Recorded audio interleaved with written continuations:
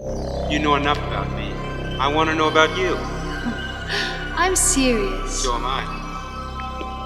Well, after all that, do you think you can let your imagination roam a little? Look, I won't even start in on that one. What are you doing? What do you think you're doing? Oh, nothing. Well. Now, what a coincidence. Look where we just happened to end up. You think you're real clever, don't you? Well, I just didn't want you to close your eyes to any possibilities.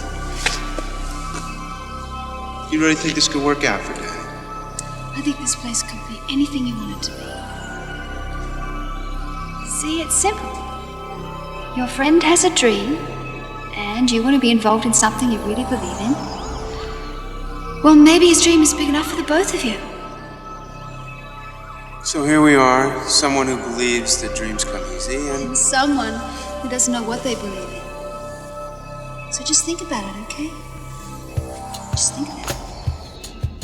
A modern day remake of Matthew Vaughn's Lay a Kick, a Coen brothers stand up with Timothy Chalamet. A Citizen Kane prequel, a Midnight Cowboy sequel, Alvin and the Chipmunks deserve another squeak. There's so many new ways to revisit sideways, but a graphic novel is how we choose to update. But we still hold fast, you can't change the past on the Ruined Childhoods podcast. Earlier on this season of Ruined Childhoods, we spoke at length about Richard Donner's 1961 feature directorial debut, X-15, a movie featuring the likes of Mary Tyler Moore, James Stewart, and Charles Bronson. Though X-15 was a work of fiction, it featured actual footage of the X-15 jet and was technically filmed partially in outer space. Although watching early performances from Hollywood legends is fun, it's hard to watch the movie without considering it as military propaganda, especially considering NASA was formed only a few years prior. NASA is no stranger to pop culture nods and collabs. In 1978, German synth pop group Kraftwerk named their song Space Lab in honor of NASA's Skylab program. The 1986 film Space Camp showcases a fictionalized version of NASA youth programs, and the film features actual NASA footage for its outer space segments.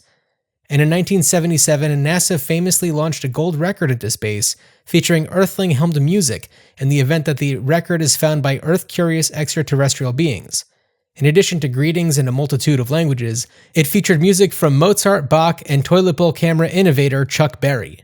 The Voyager 1 gold record is still talked about as one of the stranger moves by the government organization, and was featured as plot points in the X-Files episode Little Green Men, John Carpenter's 1984 film Starman, and the 1982 L. Ron Hubbard science fiction novel Battlefield Earth. This novel is set in the year 3000, when an alien race called the Cyclos finds a fictionalized version of the record and it leads them to Earth. Unfortunately, the 2000 Roger Christian film adaptation does not include the gold record plot point, though that is likely the least of the film's problems. What is regularly considered the Scientology movie, Battlefield Earth features Scientology superstar John Travolta as Turl, a security chief penalized with eternity on Earth as a direct punishment for offending a politician. In a career filled with high peaks and deep valleys, Battlefield Earth is considered one of his deepest, with roles in films like Pulp Fiction, Saturday Night Fever, and Grease being among his greater achievements. The 1978 film Grease, covered on this podcast in 2021, features Travolta as high school hottie Danny Zuko, who falls for Aussie girl Sandra Dee, played by Olivia Newton-John, who followed up Grease with this episode's film. Greetings, Starfighters. This is Ruined Childhoods. I'm John, as always joined by my brother Dan, and on this episode we're talking about the 1980 musical fantasy Xanadu, a film about an artist whose life is changed forever by a girl who is absolutely out of this world. Dan, if you were opening a music venue, what would you call it? Oh, Uncle Dizzy's. Uncle Dizzy's? Uncle Dizzy's. Okay, do you want to explain why it would be Uncle Dizzy's to people who aren't me? Okay. I know, but you say and people don't know who you are and what you're talking about. So you asked me the question. That's the answer. I not that like I've thought about it before, but since I'm not going to sit here and go through a vision board and brainstorming map. So all right. Back in the aughts, I was involved in a sketch comedy and improv group called Cubicle, and and also at that time, I was hanging out a lot with our cousins. Now, for those new, first of all, welcome. Hello.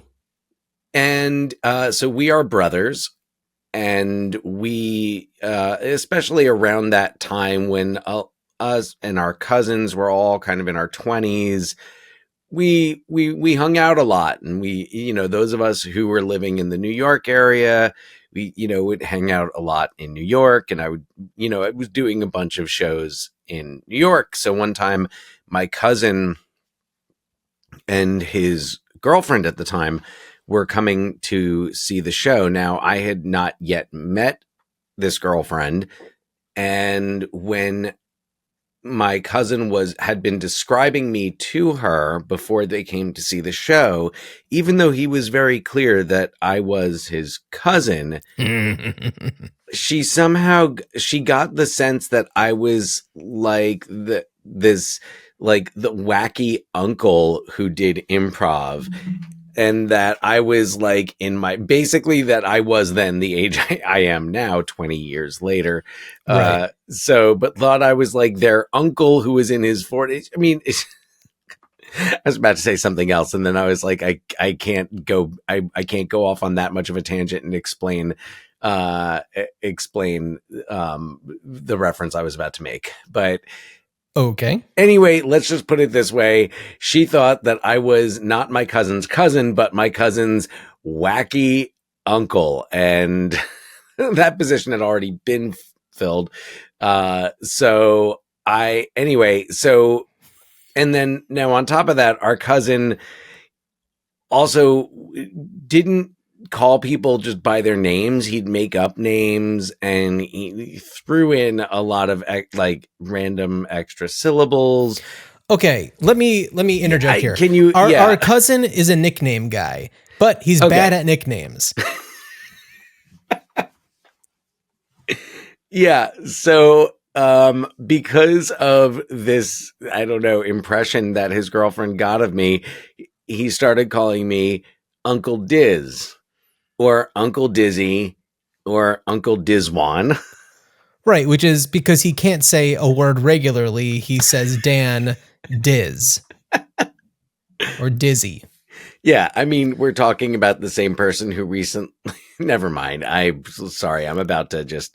It's not important. It's not relevant. Anyway, that's what you need to know. If I were to give a nickname to this cousin right now, which of course he already has nicknames, but if I were to give one to him right now, it'd be cousin Can of Worms, because you can't start talking about him without talking about 10 other things. So, but anyway, I'm gonna keep it focused, and that's why I would call it like Uncle Dizzy's or Uncle Diz, because I also feel like that would be a cool, like I'm kind of seeing it in the neon lettering. I'm seeing it in a very 80s, but more of a late 80s. Uncle Dizzy's, I feel like it's a very like Y2K or early aughts theme. Like the name itself feels like it belongs in that era. Like, I mean, that was the last time I went to such places. But like I'm picturing the text looking like graffiti-ish. Yes. And also like a lot of... But neon. Right. Yes. But like in the style of graffiti. Exactly. And a lot of like Oakley sunglasses, but not the kind that are like athletes wear, like the wraparound ones, and with like colored lenses. And I don't know. I think that like the uncle part of it makes me think of like Uncle Cracker. And and the Dizzy makes me think of like H to the Izzo. Right. Okay. Well, yeah, it's my favorite Jay-Z song. Yeah, sure. Yeah. That's the first one I got into. So Okay. Well, it was early Jay-Z. I think so. Uncle Dizzy's would be the type of place where like a band in an 80s comedy is going, like Demi Moore's band in One Crazy Summer has played there. But it's also like, it's the place they want to play. Like it's the Shitty Beatles played there the night before they played the Gasworks. Now, a Wayne's World reference. I just assume and hope our starfighters will get without explanation. Oh yeah, we all love the shitty Beatles. Oh. I mean, we don't love them because they're not very good, but great name. Right. Yeah. So that's the thing. So like that's Uncle Dizzy's. It's also not, it would not be in a major city. Like it would not be in a New York, a Los Angeles, a San Francisco, probably Des Moines. Yes. Yeah. I would definitely like a minor, all due respect to Des Moines, but like, Since you're a Seattle guy, it would be in like Bellevue. No, it would be in Seattle. It would be in Seattle. Okay. I mean, come on, Seattle's not an A city. Well, I feel like even for Seattle, I feel like it'd be more like Tacoma grade. Possibly, yeah. I would, yeah, possibly Tacoma or like maybe Spokane. Mm-hmm. But yeah. Mm-hmm. Anyway, it's not that like Uncle Dizzy's is not in San Francisco. Okay. Yeah. It could be in Austin. Might be like the coolest place you'd find in Uncle Dizzy's. Sure. Okay. Got it. Yeah, I'd venture to say that, but maybe like Austin. Possibly could we see Uncle Dizzy's thriving in Philly, or is it not quite Philly grade? So when it comes to music venues in Philadelphia, there's the Trocadero, there's the Theater of the Living Arts, the TLA. I mean, I haven't been to Philly in a very long time, but like I feel like the names of the places kind of had like an institution to them. I mean, there were certainly bars that had bands play at them that, of course, were going to have like wackier names, but like, right. I will say this. There is in Philadelphia, there's a really great, it's a bar, but it's mostly known for the fact that it's a music venue, and that's Johnny Brenda's. I mean, it's small. Did we ever go to Johnny Brenda's? I used to live right by it. Possibly. I remember you living by it, and that's that's the venue I think I was seen in the movie Creed. Of course. Mm-hmm. What? Yes. Yeah. Yeah. But Tessa Thompson's character performs there. Yeah. So that's where they have. Oh wait, no, they don't have the conversation about what John means there. Oh right. It's at like a diner. Yeah. So anyway, borderline, but that's the idea. That's the general sense. What would you call yours? I feel like it would probably have the word theater in it. You know what? Screw it. We're going to call it Xanadu. Why not, right? You're just like, wow, okay. All right. Well, okay, let's think about this. If we're talking about something that I'm going to put out into the world, if people are familiar with the movie Xanadu, they'd see it and be like, whoa, they really just went for it and named a venue Xanadu. Or if not, then it's like, okay, what's the deal with this place called Xanadu? I don't know. I feel like it evokes, some sort of like weird historical curiosity, like Kubla Khan era, stuff. It reference. I mean, so it's you've got that. It's a Citizen Kane. Citizen Kane, of course. Mm-hmm. Yeah. So it's got that history. I guess maybe the sub question there, and I guess I'm asking myself because I think you've already answered it. But if you're naming your venue after a movie or a movie reference, what do you call it? Now that I don't think I can even give that answer right now. Ooh, that would be a really tough one. I know it. Yeah. Okay. Is this theater or is this what is the thing that we're naming specifically after your venue, your music venue? It's going to be called Funky Butt Lovin'. Got it. In honor of Rookie of the Year. Rookie of the Year. Classic. And it's something that people would see and they'd be like, I don't know what's going on in Funky Butt Lovin', but I'm curious. Yeah. Interesting. So, all right, Funky Butt Lovin'. Yeah, I mean, I get, Rookie of the Year reference. Why not? Oh yeah, gee whiz. Gee whiz. Gee whiz. I think of it. I'm like the ones that pop into my head. I'm like, you call it the Korova milk bar? Or is that too specific? Or what was the other? God, Sister Mary Patrick's or something. Like, oh, okay. Was that Kathy Najimy was she Sister Mary Patrick or she Sister? So, yeah. Oh my God. I mean, don't hold me to the fire on that one, but anyway, sounds about right. I feel like or just call it like, Sister What about Mary Sister Mary Clarence's? Sister Mary Clarence's. Yeah. Yeah. Yeah. So I like that. Sister Mary Clarence's, that it's a Sister Act thing. Yeah, I guess that's true. That's true. Yeah. Yeah. Van Cartier's. Van Cartier's is good. Yeah. Yeah. Mm-hmm. Yeah. So I mean, I feel like that would be impressive. I'm like, what's Doubtfires? Doubtfires would be, oh God, fantastic. You guys heading on down to Doubtfires tonight? There's a pretty sweet band playing. It's definitely, Doubtfires is more of like a cover band kind of a thing. I was gonna say it's cover bands that of dude, and they all play "Dude Look Like a Lady." Do you know, right? And jump around. Jump around. Do you know who would perform at Doubtfires?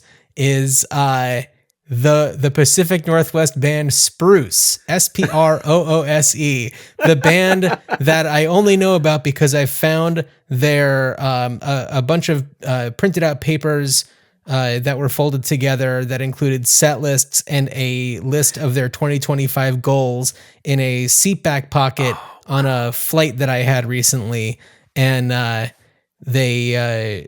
I looked them up. They seemed like cool dudes. I reached out to them and I said, hey, I've got these like notes that you have. Some of them are like handwritten and stuff. Oh, let me know if you need it. I haven't heard back yet, but interesting. Spruce. Yeah, no, totally. These are, you guys check out what's going on at Doubtfires. I think Spruce is headlining tonight. Absolutely. Spruce would be headlining at Doubtfires.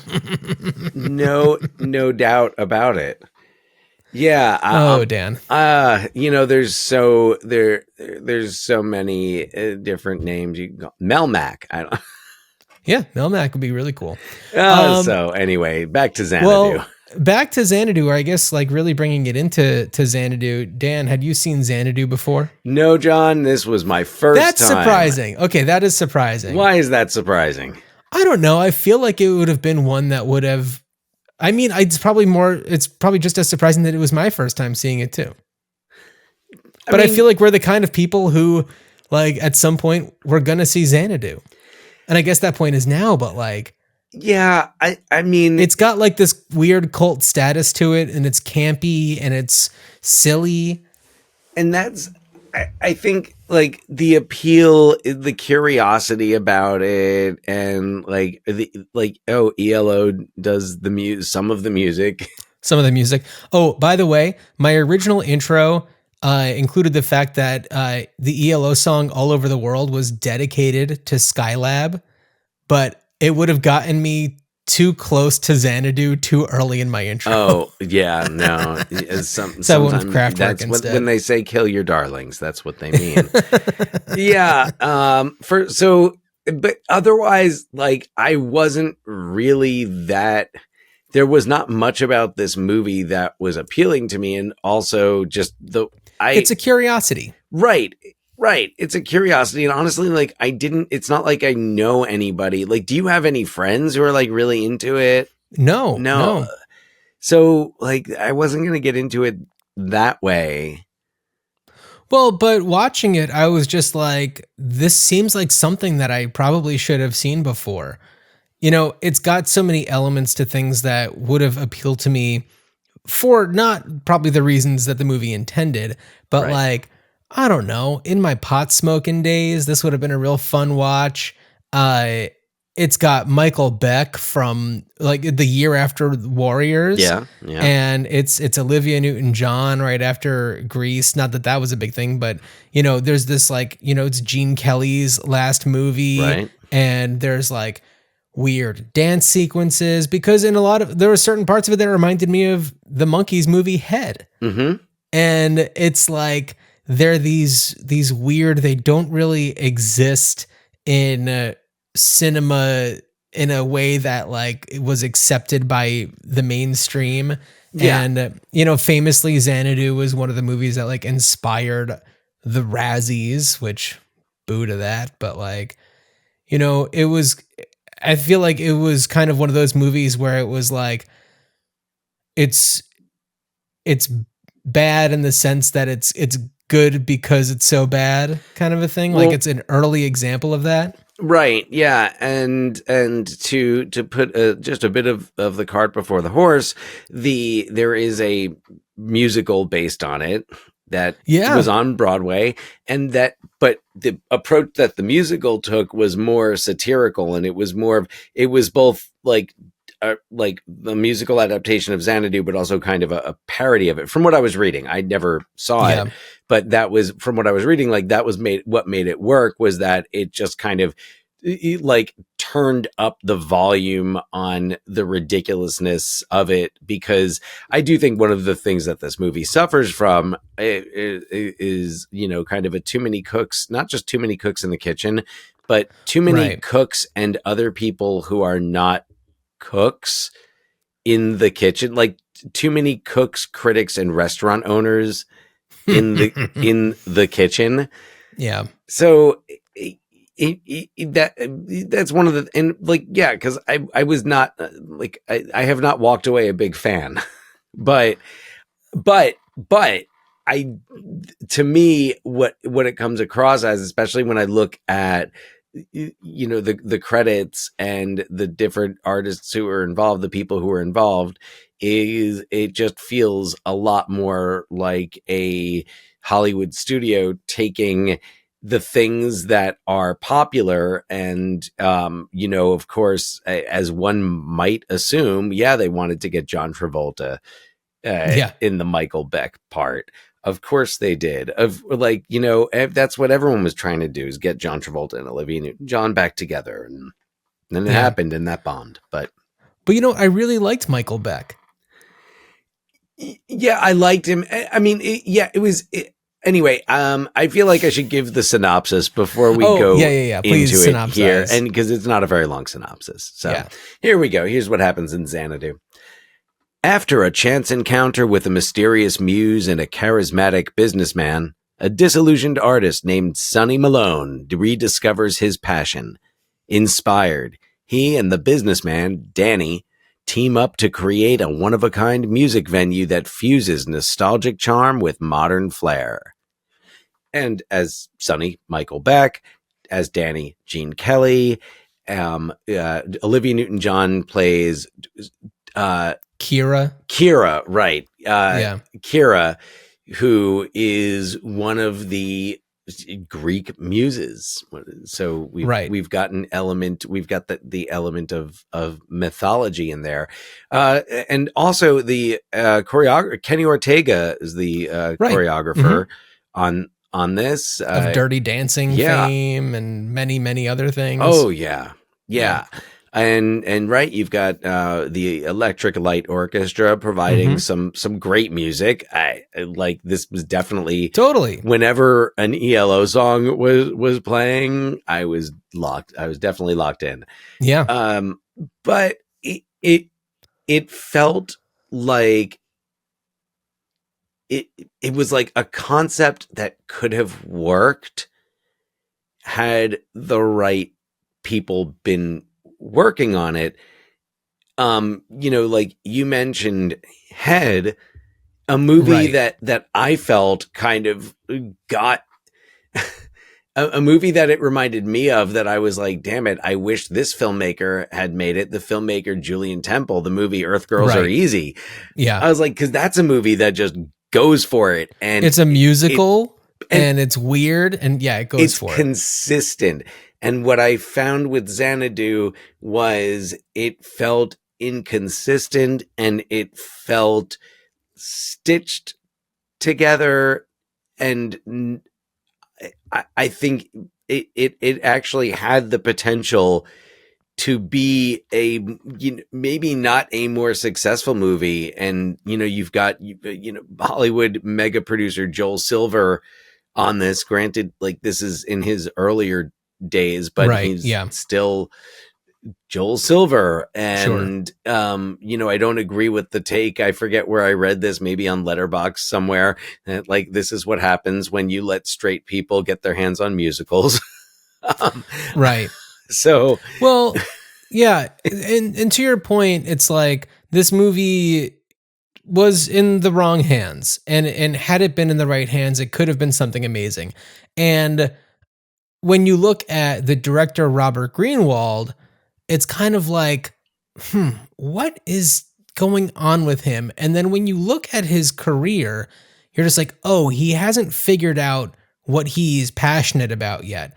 And then when he started to do all these like super left-wing documentaries, it was just like, that's what he's here for. That's what his passion is. And he's extremely successful in a lot of these, progressive documentaries. And Xanadu, as, amongst a few other narrative films on his resume, are, it's evidence of somebody who's trying to build a career in Hollywood while they figure out what exactly they want to be focusing on. And I don't know how he got this job. He certainly didn't really have the experience that would make sense for him to get into this role. I mean, he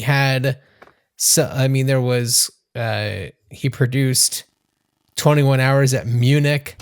Did he direct anything before this? This may have been, he directed Flatbed Annie and Sweetie Pie, Lady Truckers. That Robert Greenwald. Greenwald. Yes. That's a movie that doesn't even, let me see, Flatbed. Yeah, it's a movie that like, it doesn't even have a Wikipedia page. So. Yeah. And now, I'm right. I'm looking at the rest of his credits here. Yeah. So, right. This was maybe not the movie for this guy, but also. Wait a second. What? I think it's a TV movie starring Annie Potts, Harry Dean Stanton, Fred Willard. I kind of want to watch this movie now. It sounds fabulous. Rance Howard. Nice. It's an all-star cast.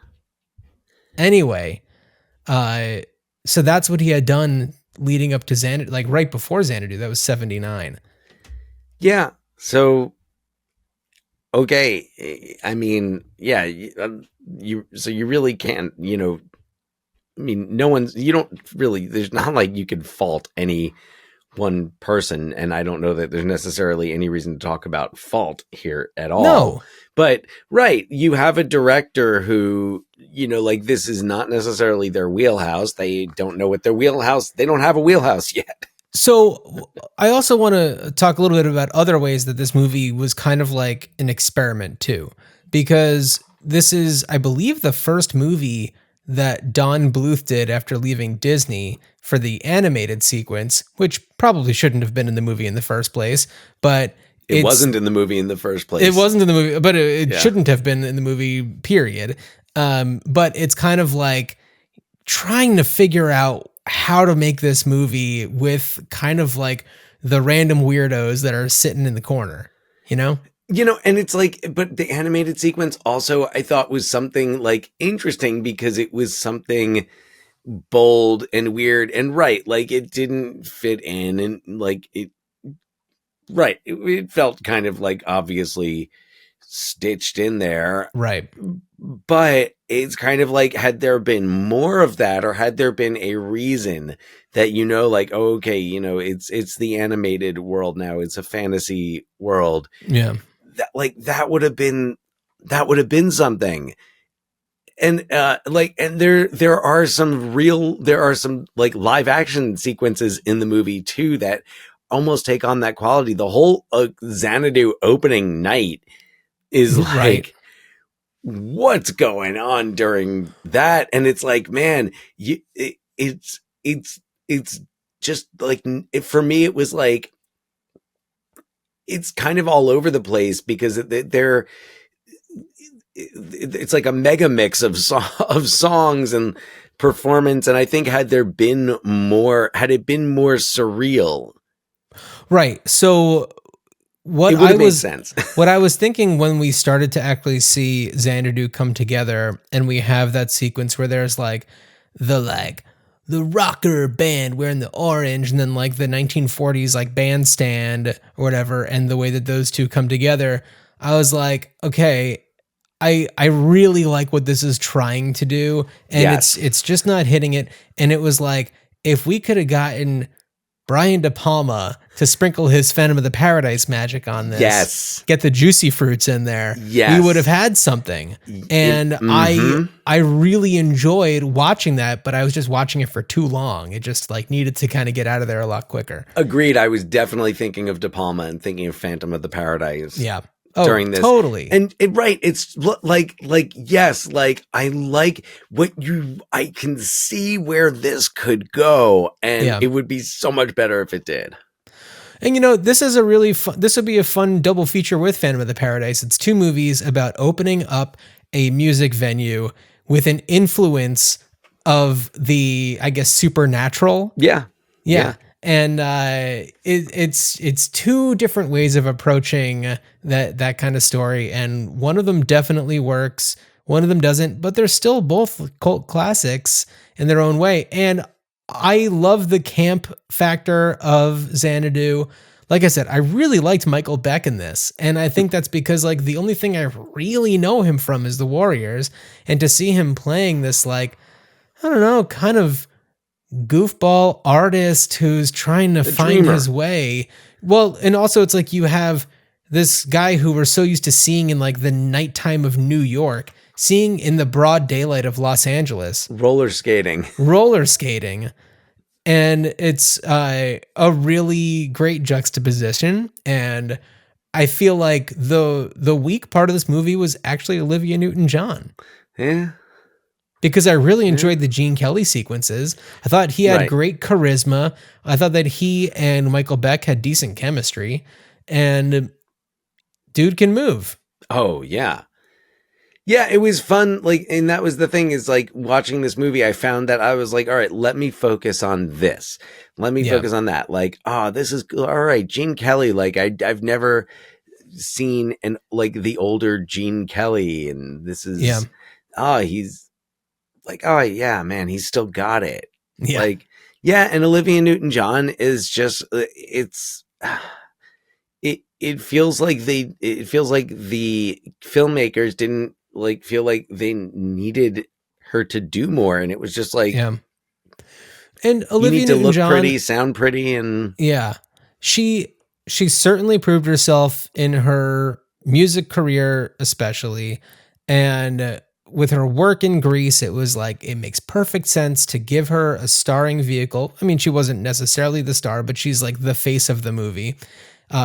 Quite literally behind me, she's the face on the poster. Yeah. And she works in that way, but I felt like she could have been kind of anybody else, maybe somebody that made a little bit more sense.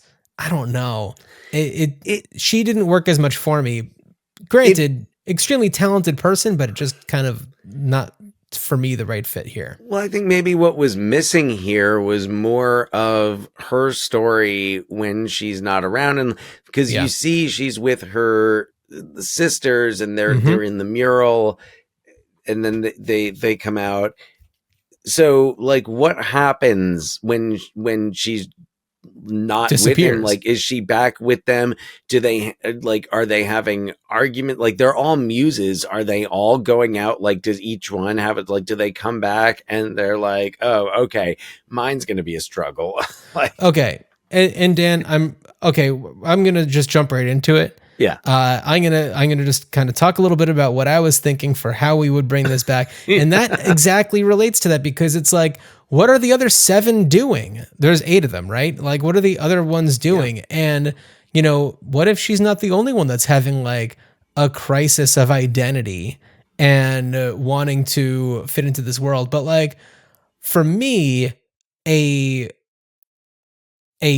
goddess or whatever muse who's come to Earth to inspire people, like, what about one that maybe doesn't feel like people deserve it? or doesn't want to be the reason why something exists, wants there to be something more authentic in the world, and just has that crisis of conscience. And because for me, for there to be like and she falls in love with the guy, it's just like, all right, fine. But like, we could do something way more interesting and like to give these muses more agency. Well, like, what if one of them is just like, being a muse is so reductive? It's like, what about my experience? What about my dreams? Like, I'm tired of giving other people dreams, you know? Right. Yeah.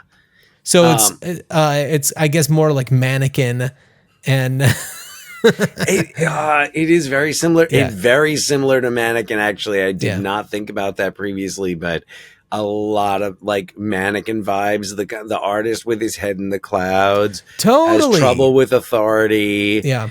Shows up late, but has like other people on his side. I love Hollywood Montrose. Hollywood. I would much rather have than the guy who's just like Sonny Malone. Yeah, he comes in late with a cup of coffee and thinks he can just, if I could be like you, Sonny Malone. No, Hollywood Montrose is just one of cinema's greatest accomplices. B characters. A caricature we can get behind. Yeah. And so yeah, I think that's kind of like where I would want to go with this, because I don't know, the idea of a muse to begin with kind of feels a lot of outdated, really. Well, yeah.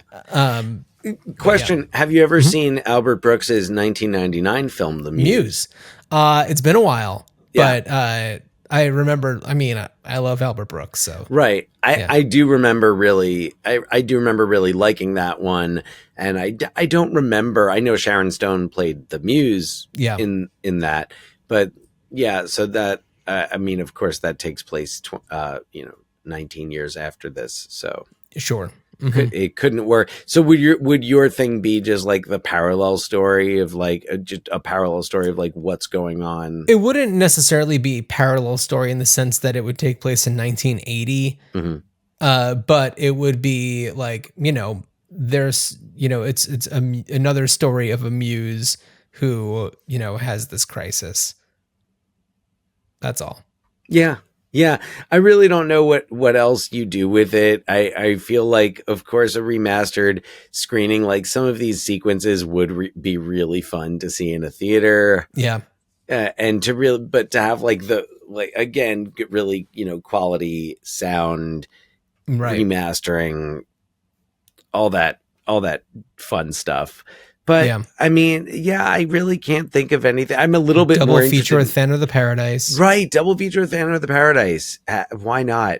That sounds like so much fun. And like 70s weird. And of course, like I think this came out in 1980, but it still has that. It's made in the 70s. Oh yeah.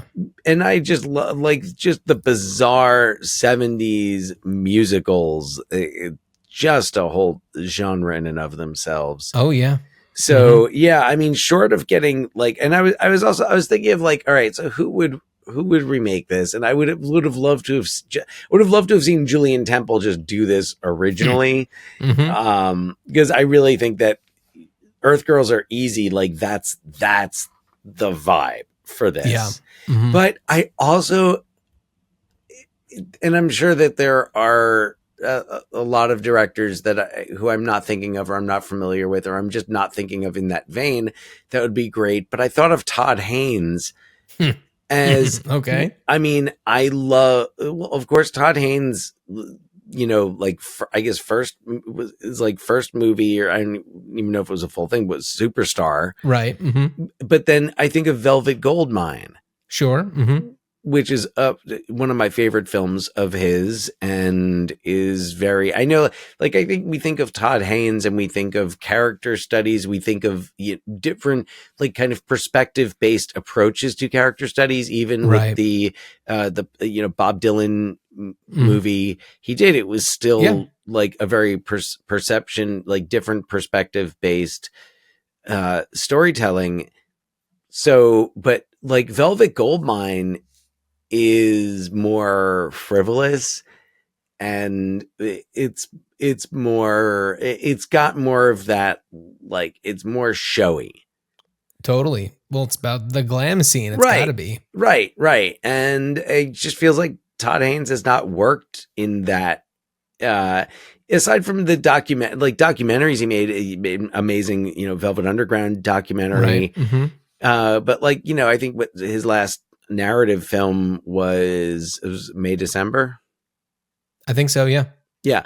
Which was, excellent, but Excellent. Yeah. not flashy.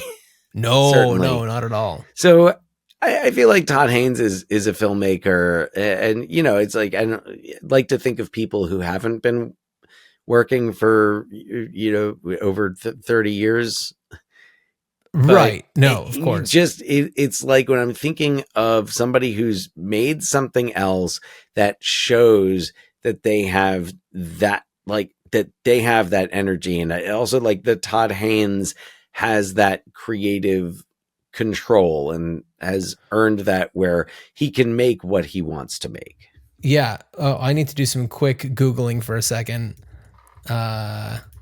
Because I feel like I know. Okay. So the only musical that I could think of that I saw in recent years that captures the bizarre nature of a Xanadu, directed by Leo Carra, which is Annette, the Sparks musical. Yeah. Oh yeah. With Adam Driver, Marion Cotillard, Simon Helberg. Yeah, I feel like somebody like that could really do something interesting with Xanadu. Yeah, that's true. Like that is a committed, dedicated, and it goes to, I did not see the whole thing. Oh man, it's so wild. I love it. No. What I saw of it was definitely wild and very kinetic. It just kept moving and moving and moving. So yeah, that was cool. You know who else? I wonder what John Cameron Mitchell would do with this. Love his adaptation, of course, of his own work, Hedwig and the Angry Inch.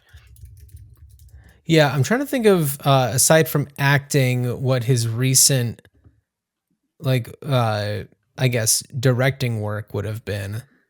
But no, actually, it's really just been Hedwig. Well, he did Short Bus. Yeah. Yeah. How to talk does to a lot girls of at parties, speaking, and he goes around. He does keeps busy, but hasn't directed a feature. But it would be fun to get him back and doing something fun and something with music. Yeah. And damn, I just love Hedwig and the Angry Inch. It's so good. Totally. Yeah, absolutely. I mean, we're also talking about a bunch of older directors. Yeah. And I'm sure that there's also some young talents out there who'd be good for something like this. Unfortunately, it's like when I think of the younger, I guess I should say, filmmakers who are doing musical stuff like this. I don't know. I think of Damien Chazelle, and I'm just so over that guy. He's so up his own ass. Oh yeah. Yeah. Although I have to admit, if we talk about movies, I have an appreciation for Babylon. I'm not going to say I stand that movie. Love it. I'm not going to say I liked it, but I definitely have an appreciation for some of what he was trying to do. But yeah, I also this is something. So you think of, and this is a conversation that's been going on, I think, a lot about Ryan Coogler with Sinners. And it's why is it that we have this, we have great talent, and instantly it's, what property can we give them to resurrect? And it's no, why can't we just give them the money to make their own films, make something original? Yeah. I mean, I really appreciate the trajectory that Ryan Coogler's career has taken, where he Fruitvale Station, and taking on the Creed films, and then Black Panther, and then now that there's the notoriety, it's prestige but also makes a lot of money. now he can go do things like Sinners, where it's Yeah. going to be like a truly original story that isn't going to be like anything you've ever seen before. I guess that's true. You can earn your way up through the franchises, but it's also really interesting to see what veterans are doing in those franchises. I'm thinking I just started watching Andor. I've had a hard time getting it. I've watched the first couple episodes of the first season. It's just, But I don't know. I really didn't want to watch it, but like the Tony Gilroy thing kind of got me. I'm like, I do like what he does. I do like a Star Wars thing that doesn't have anything to do with like the Force or lightsabers. Yeah. I mean, I don't know. I only saw the first episode of it, but I enjoyed it, and I will watch more. Yeah. Well, Dan, yeah, I feel like we've covered a lot of ground here. Before we move on, I want to let everybody know that they should check out ruinchildhoodspod.com. Email us, ruinchildhoodspod@gmail.com. Let us know your thoughts about Xanadu or any other movies that we're covering. We are doing on this season movie titles alphabetically A to Z, then Z to A. We are now working our way back down the alphabet, and it is exhausting. I don't know, like I can't even begin to explain, but like sticking to this structure it's daunting. It is daunting. It's pretty wild that we're now kind of on the descent, and I don't know. There were times where we were doing movies where it was just like, oh yeah, X-15. What are we going to be doing for another X movie? And it's like, yes, Xanadu. And it's just like, it's perfect because it gives us the opportunity to see this movie we've never seen before, whether we like the movie or not. Right. It's like, we are now educated in Xanadu. Well, I mean, like, and you talk about X-15, like, I don't love X-15, but like, I like Richard Donner as a director, and I'd never seen this film of his. So, well, you're broadening your horizons. Yeah. When we're given this task to stick to something like this, and when we're prioritizing movies that have, either an alliteration or maybe that letter is the title of the movie, it gives us movies like Z, which we covered just a few weeks ago from 1969, the Algerian French film. And I think about it still, like all the time. Yes. It really has stuck with me.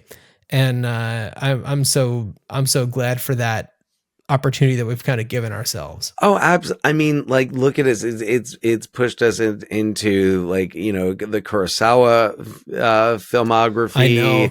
Which, man, when I was kind of editing that one, I was like, oh, I forgot to say this. Oh, I forgot to say that. And it's just like, we could talk for so long about Kurosawa and Yojimbo and Sanjuro. I watched a little bit of Sanjuro. I didn't watch all of Sanjuro, the sequel to Yojimbo.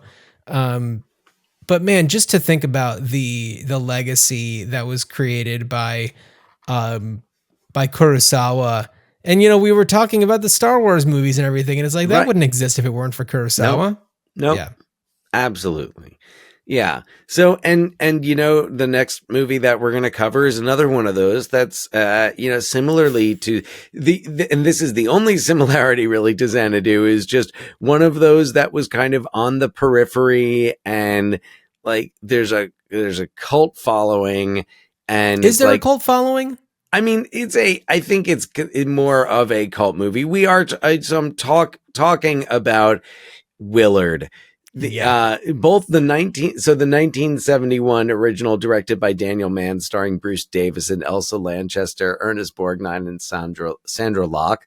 Also the 2003 remake, directed by Glenn Morgan, starring Crispin Glover, Laura Elena Herring, and Arlie Ermey. Mm-hmm. So, and Willard, and there was also a Willard sequel. Yep. Called Ben, and we'll talk about that. Yes, we will. So, but yeah, it's another one of those movies that, like Willard, I had heard of it before, and was like, "What is this oddity? What is this curiosity?" And now we have the opportunity to explore that. And we'll get into this more in the next episode, but very much the opposite of the experience of Xanadu, where Xanadu, they were positioning it to be a big success and it was a total flop. Willard was the opposite. Yep.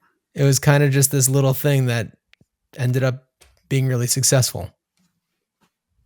And yeah, we'll talk about it more. All the odds. We certainly will. Well, Dan, as you are roller skating through your place of work and the Santa Monica Beach, I wish you a good journey. Good journey.